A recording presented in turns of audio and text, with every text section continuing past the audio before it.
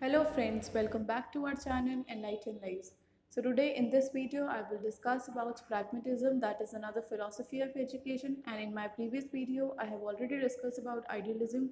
So you can watch that if you want to know about idealism. And in this video I will discuss about pragmatism in detail, and at the end I will also be sharing the important questions that would be very important for your exam purpose and how can you frame your answers to fetch good marks in your exams. So, philosophy of pragmatism is mainly an American concept which came into prominence after 1850. तो pragmatism की philosophy एक American concept है which came into prominence after 1850, और 1850 के बाद ही इसको थोड़ा सा implement किया गया था education में. The word pragmatism is derived from a Greek word pragma, which means to do, to make or to accomplish. तो pragmatism का word ग्रीक वर्ड से लिया गया है फ्रॉम प्रैग्मा से, जिसका मतलब होता है कुछ करना, कुछ बनाना या कुछ अकम्प्लिश करना, कुछ हासिल करना, कुछ जीतना. Pragmatism also known as practical philosophy and utilitarian philosophy. तो pragmatism philosophy totally practical theory होती है जो कि यूटिलिटी पर वर्क करती है, या सिर्फ नीड्स को फुलफिल करने, जो ज़रूरत है उतना ही करने तक में बिलीव रखती है, ना कि आइडियलिज्म की तरह आइडियल्स, वैल्यूज़, स्पिरिचुअल वैल्यूज़ का इसमें कोई रोल नहीं होता. It all about usefulness, utility. Exponents of pragmatism तो John Dewey, Kilpatrick, William James, तो ये सब प्रैग्मेटिस्ट फिलोसोफर्स थे. ये लोग प्रैग्मेटिज्म में ही बिलीव करते थे. Now we'll discuss the principles of pragmatism. Experience is the central idea in pragmatism. Pragmatism कहता है कि बच्चे को हम एक्सपेरिमेंट्स करने के लिए देंगे और उसके बाद जो उसका रिजल्ट निकलेगा वो उसी के बाद अपने उस एक्सपीरियंस से अपने आइडियाज़ को फ्रेम करेगा. जो भी वो एक्सपीरियंस करेगा वो सेंट्रल आइडिया होता है प्रैग्मेटिज्म में, कि वो अपने एक्सपीरियंस से ही चीज़ों को सीखेगा, लर्न करेगा नई चीज़ें. There are no absolute values of life. तो इसमें कोई भी लाइफ की वैल्यूज़ की बात नहीं की जाती है. Action is real and ideas are tool. तो इसमें एक्शन की बात की गई है, कुछ करने की बात की गई है. तो action is real and ideas are tools. Ideas are सिर्फ एक टूल्स होते हैं जो, लेकिन एक्शन जो हम करते हैं रियलिटी प्रैक्टिकल लाइफ में, that is what makes our life more independent, और that is what is useful in our life. Man is an active being. तो इसमें मैन को एक्टिव बीन बोला गया है. कंस्ट्रक्टिव होता है, अपनी नॉलेज खुद बना सकते हैं. Man has the ability to solve his problems. Utilitarian aspect is supreme. तो यूटिलिटी यानी कि यूजफुलनेस, यूटिलिटी पे ही इसको एस्पेक्ट को सुप्रीम माना गया है, मेन माना गया है. Past has little value and present and future are more important. तो इसमें पास्ट को लिटिल वैल्यू दी गई है और प्रेजेंट और फ्यूचर की बात की है कि अभी हम जो कर रहे हैं वो इम्पॉर्टेंट है और आगे इसके बाद हमारा फ्यूचर क्या होगा, that is what is important. Past has no value और little value.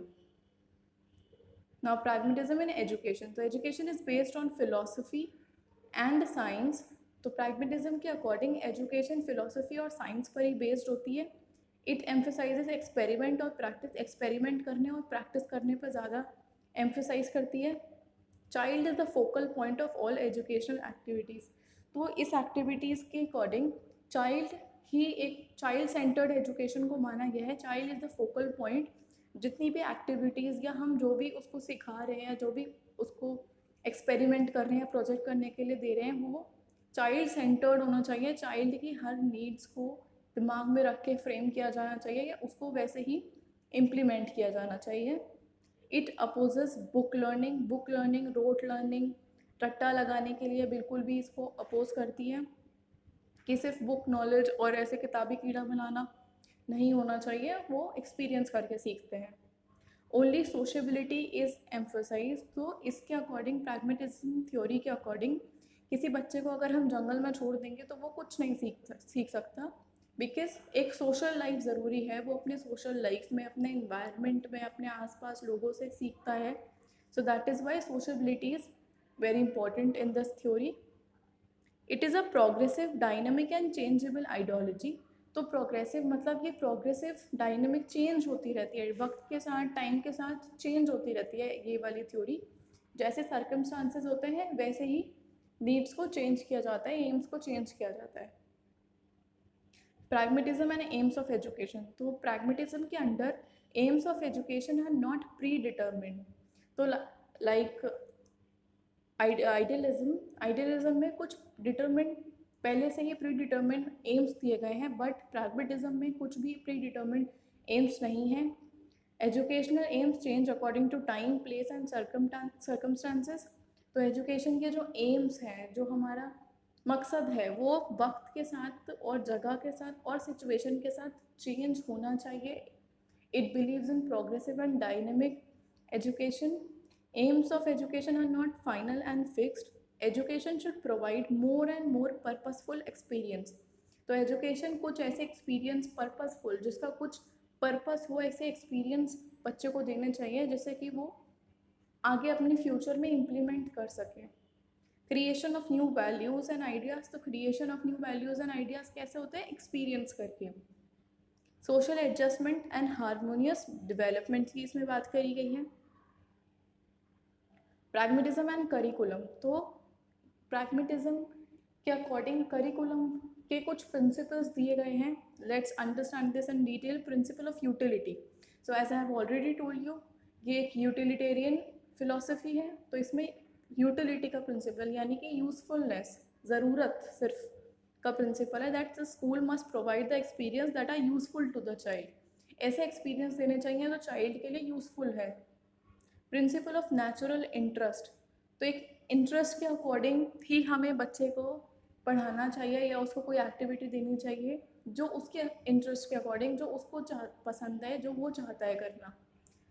It should be based on the natural interest of the child. Interest in conversation. If he is interested in conversation, then do give the child the kind of activities that he is or she is interested in. Interest in investigation. अगर वो investigation में interested है तो उसको उस type की activities कर दीजिए. Interest in constructions. Interest in creative expressions. तो अगर वो क्रिएटिव एक्सप्रेशन में इंटरेस्टेड है तो उसको पोएट्री या ऐसे राइटिंग, क्रिएटिव राइटिंग या कुछ और क्रिएटिव करने का उसको अपॉर्चुनिटी देनी चाहिए. Then we have principle of graded curriculum. The curriculum should consider the stages of child development. तो हमें करिकुलम ऐसे फ्रेम करना चाहिए कि उसमें हम चाइल्ड डेवलपमेंट के स्टेजेस को कंसिडर करके उसको बनाएं कि चाइल्ड इस एज पर है तो उसके लिए क्या अप्रोप्रिएट रहेगा. Principle of experiences based in occupations. That is curriculum attaches limited importance to book learning. Besides the subject, the curriculum include purpose, procedure and socialized activity. तो करिकुलम में book learning का minimum role होना चाहिए. Rote learning नहीं हमें ज़्यादा emphasise करना चाहिए. Rather we should focus on purpose, कि कुछ यूज़फुल पर्पस हो उसका. प्रोसीजर पे फोकस करना चाहिए कि उस प्रोसीजर से बच्चा क्या क्या सीख सकता है. एंड सोशलाइज्ड एक्टिविटी, कि वो अपने आसपास पीयर ग्रुप के साथ सोशलाइज हो. That will lead to making new ideas and values. Principle of integration. Integration मतलब मिलाना, इंक्लूड करना. So the subjects are treated a mode of activities in relation to life situation.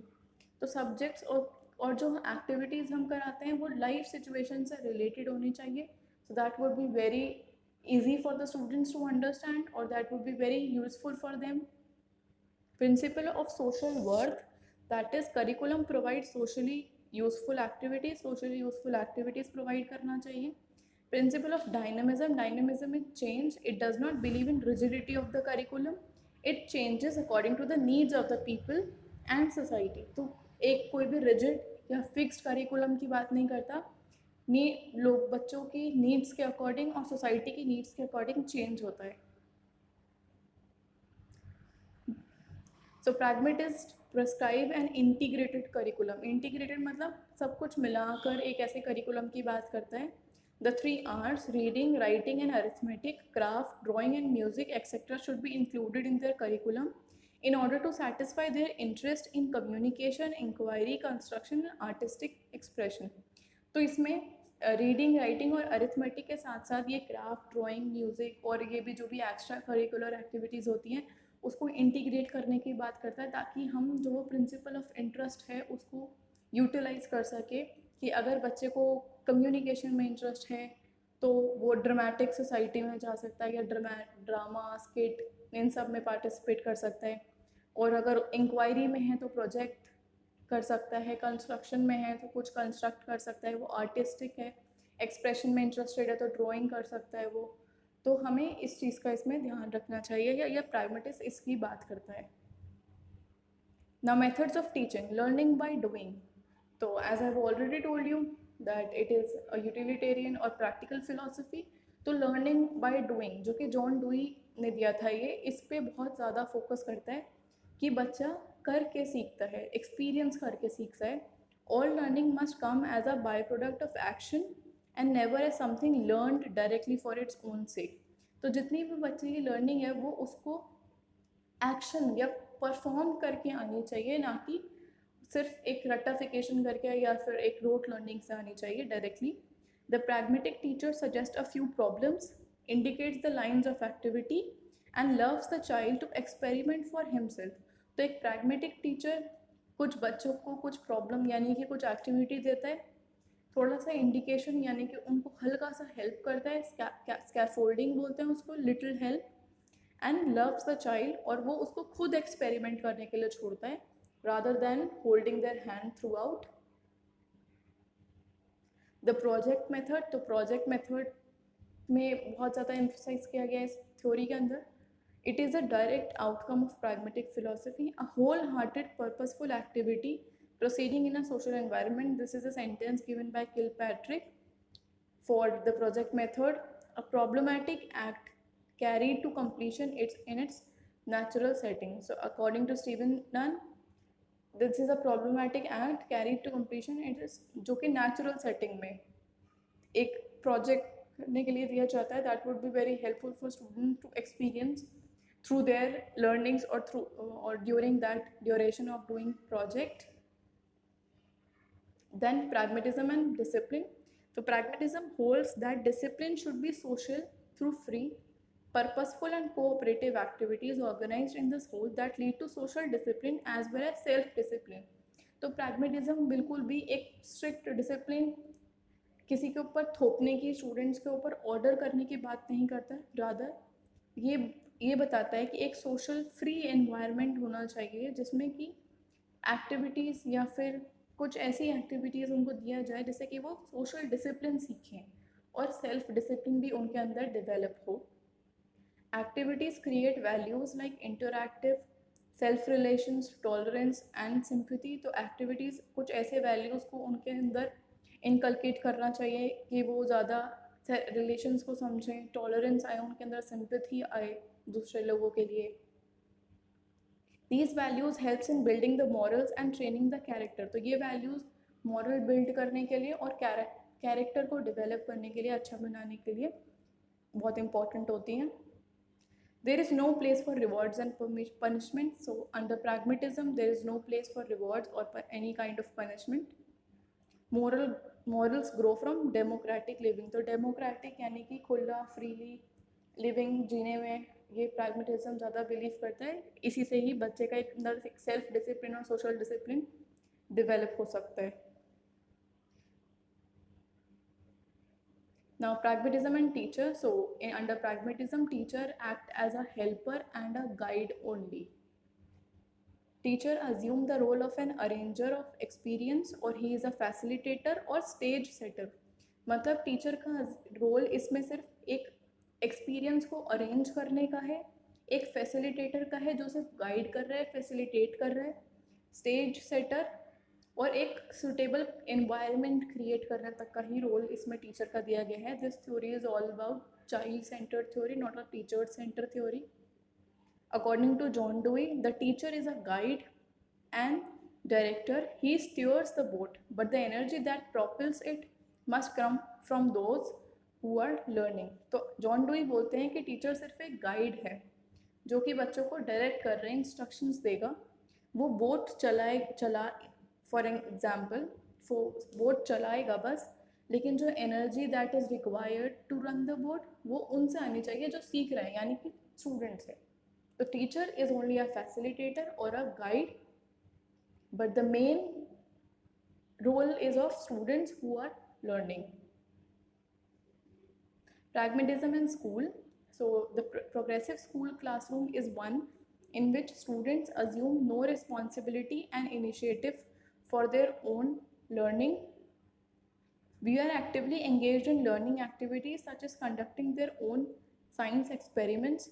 तो वो actively engage होते हैं learning activities में, जैसे कि अपने खुद के साइंस एक्सपेरिमेंट्स को अरेंज करना, ऑर्गेनाइज करना, खुद कंडक्ट करना उसको. प्रोग्रेसिव स्कूल वो होता है कि जिसमें स्टूडेंट्स अपना खुद का इनिशिएटिव लेते हैं, अपनी लर्निंग का, खुद की responsibility. Instruction is individualise to accommodate their different interest, needs and learning rates. तो इंस्ट्रक्शन इंडिविजुअलाइज्ड होती है, मतलब कि हर एक इंडिविजुअल इंटरेस्ट को माइंड में रख के अलग अलग बच्चे को अलग अलग तरीके से एक्टिविटीज़ या उनको इंस्ट्रक्ट किया जाता है, उनकी कैपेबिलिटी को दिमाग में कंसिडर करते हुए. Socialization activities such as discussion, dramatics, music, and other group activities are emphasized. The progressive classroom provides more freedom and activity as it's believed in democratic learning. Skills are taught more through the discovery method. तो discovery यानी कि खुद discover करके skills को सिखाया जाता है.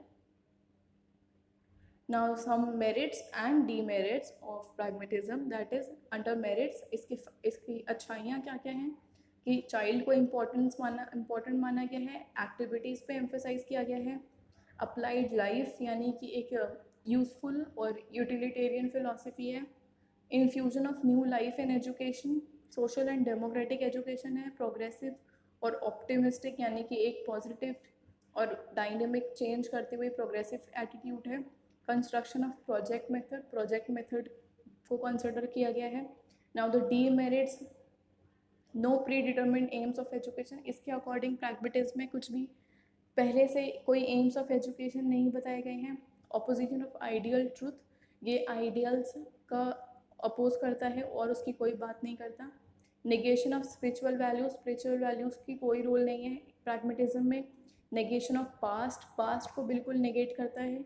कंडेमेशन of formal education यानी कि रोड लर्निंग, बुक लर्निंग में बिल्कुल भी बिलीव नहीं करता. Pragmatism is not about rote learning और formal education. Difficulty in the construction of curriculum, तो अगर जब बुक लर्निंग या फिर फॉर्मल एजुकेशन की इसमें ज़्यादा बात नहीं की गई है, उसको कंडेम करता है, तो इसके अकॉर्डिंग करिकुलम को कंस्ट्रक्ट करना बहुत डिफ़िकल्ट होता है. Pragmatism is a method only. Pragmatism सिर्फ एक तरीका है कि लर्निंग बाय डूइंग से पढ़ा सकते हैं. प्रोजेक्ट मेथड, डिस्कवरी, एक्सपीरियंस से बच्चा सीखता है. सो these are some of the merits and demerits of pragmatism.